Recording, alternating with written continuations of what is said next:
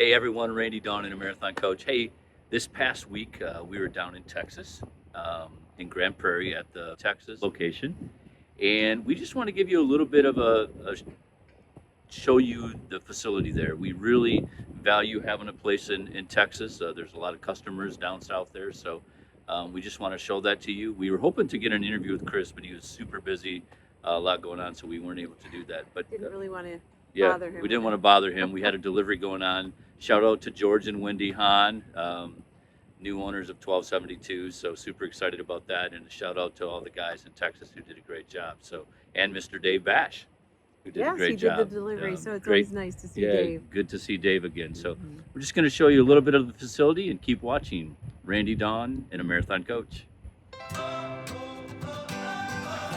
Just a little look around the parking lot here. Marathon, Texas.